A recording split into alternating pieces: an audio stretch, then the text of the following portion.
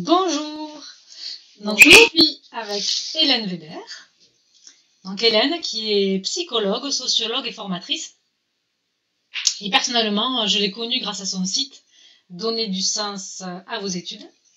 Et surtout grâce à son blog que je suis maintenant depuis 2 ans et qui est pour moi une ressource pour tout ce qui est lié à l'apprentissage. Voilà, donc aujourd'hui nous allons parler en fait des jeunes, des étudiants qui vont être étudiants en première année pour l'année prochaine, qui attendent là le résultat pour le bac. Mais avant j'aimerais bien qu'Hélène se présente. Tu m'as déjà un peu présenté. Donc, Ouais. effectivement, j'ai une formation de psychologue et de sociologue. J'ai exercé comme psychologue dans différentes institutions en protection de l'enfance et à la protection judiciaire de la jeunesse, hein, donc avec des adolescents qui avaient commis des actes de délinquance et qui étaient placés par le juge des enfants. J'ai travaillé 4 ans dans une école d'éducateurs spécialisés comme formatrice et directrice pédagogique. Et puis, de 2010 à 2016, j'ai été chargée de mission dans une université de technologie à Troyes, avec pour objectif de mettre en place un dispositif d'aide à la réussite à destination des étudiants de première année.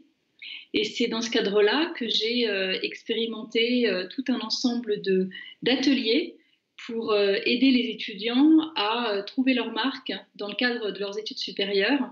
Et donc, c'est de cette expérience qu'est né mon blog dont tu parlais tout à l'heure, sur lequel j'ai assez rapidement commencé à partager mes expérimentations pédagogiques qui ont beaucoup évolué au cours des années.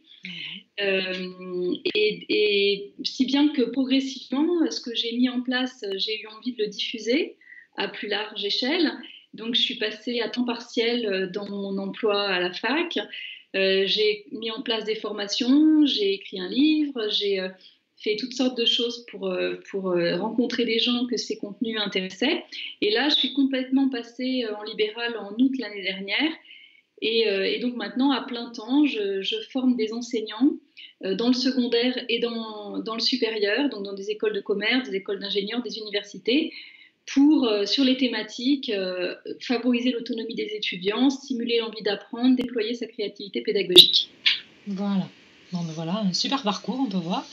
Donc, comme je l'ai évoqué précédemment, nous allons parler aujourd'hui des futurs étudiants de première année. Et donc, ils attendent ce jour-ci le résultat du bac. Et ensuite, on sait bien qu'il y en a qui vont pas, qui savent déjà d'ailleurs qu'ils n'ont pas accès à leur premier ou leur deuxième vœu qu'ils ont dû faire sur leur APB. Donc moi, j'aimerais bien me mettre à leur place aujourd'hui et me dire et comment ils font ces étudiants-là pour arriver en début d'année avec un état d'esprit positif. Parce que voilà, ils avaient des choix, ils avaient fait des projets, puis ils vont pas y avoir accès de suite, demain. Donc comment ils font pour aborder la rentrée avec un état d'esprit serein et positif? Alors effectivement, comme tu le décris, les vœux APB arrivent assez tôt dans l'année. Les étudiants quasiment ont leur réponse là, maintenant, avant même d'avoir les résultats du bac.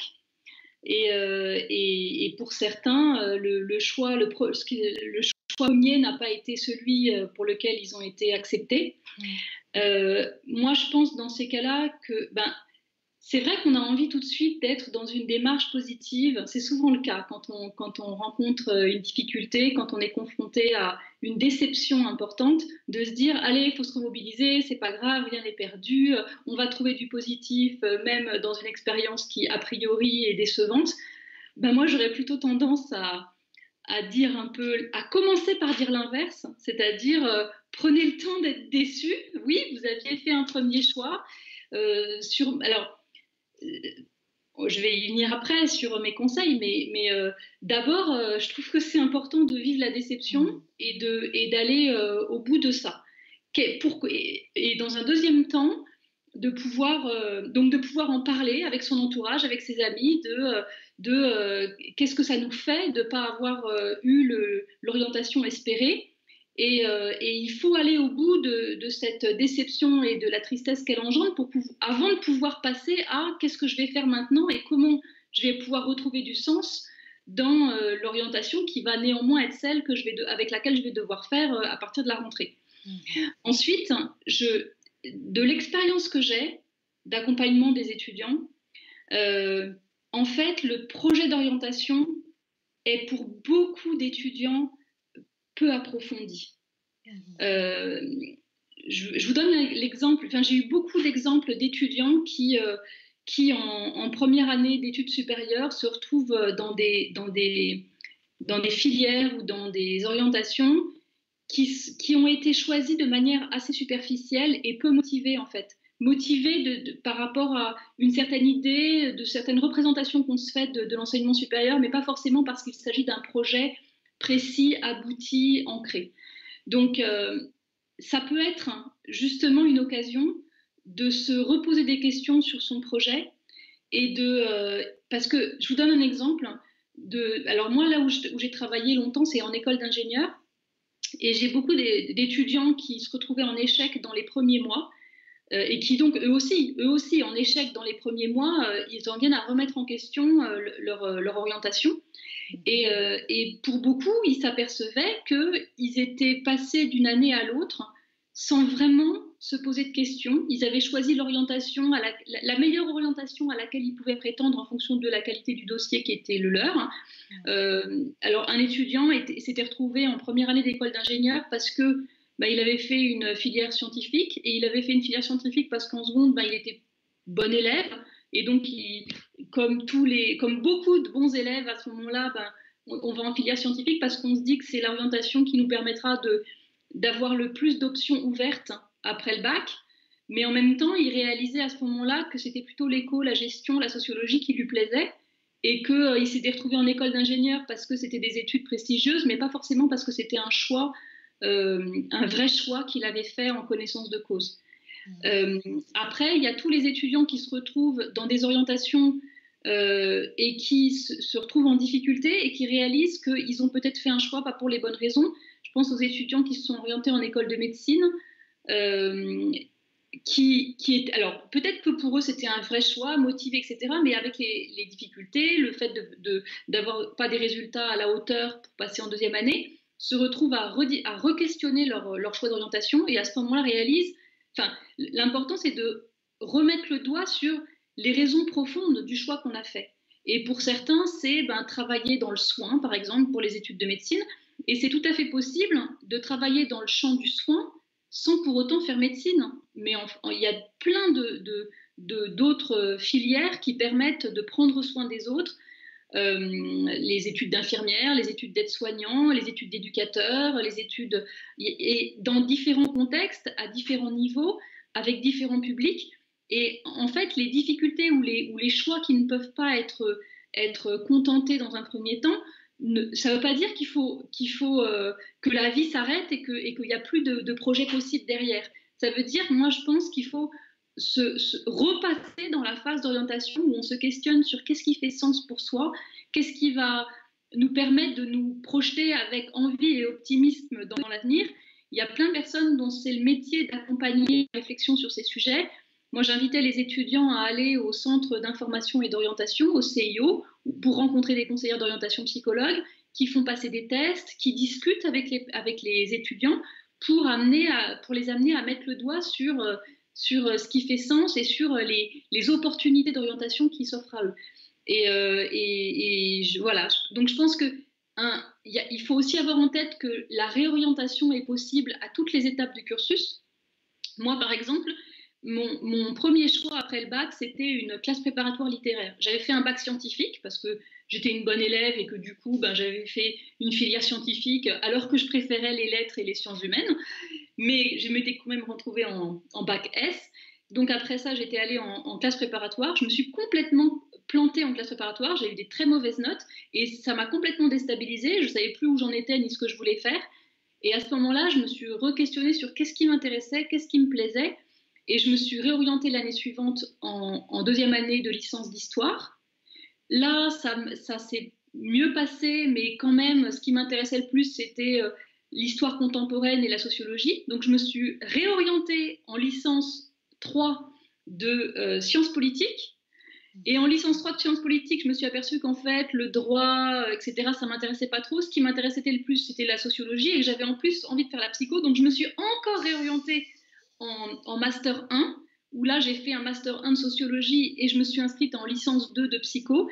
Et là j'étais au bon endroit et j'ai continué les deux cursus en parallèle jusqu'à être diplômée. Mais vous voyez, je me suis réorientée quasiment tous les ans pendant les 4 premières années de mes études supérieures. Donc, il faut savoir qu'une orientation qui n'est pas forcément celle que vous souhaiteriez en septembre, il y a possibilité de se réorienter au mois de janvier pour, en février, intégrer un autre cursus universitaire.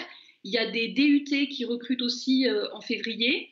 Il y a possibilité de retravailler son orientation pour l'année suivante et de réfléchir à la meilleure façon d'exploiter l'année en cours pour quand même faire des choses qui nous intéressent et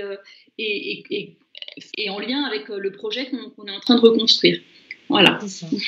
Très bien. Oui, donc si j'ai bien compris, ce qui est important à ce moment-là, quand on reçoit le résultat, c'est déjà écouter ses émotions, laisser vivre ses émotions, ne pas les oublier. Et puis peut-être faire un travail sur ses valeurs qu'on ne fait peut-être pas, à mon sens, peut-être assez au lycée. Peut-être on fait encore, on regarde surtout les résultats des élèves. Voilà, je suis bon en sciences, je suis bon en littérature. On ne prête pas attention trop à quelles sont ses valeurs profondes et pourquoi peut-être il serait fait, même s'il ne le voit pas, mais analyser pourquoi je suis fait, qu'est-ce que j'aime, pourquoi je veux me lever le matin. Donc faire ce travail peut-être avant. Mais c'est jamais trop tard, c'est ce que vous voulez dire. Exactement. Je crois que plus tôt on se pose des questions sur qu'est-ce qui fait sens pour soi et quelles sont ses aspirations profondes, mieux ça permet de s'orienter. Mais que ce travail-là, il peut être fait en fait tout au long des études, mais aussi tout au long de la vie.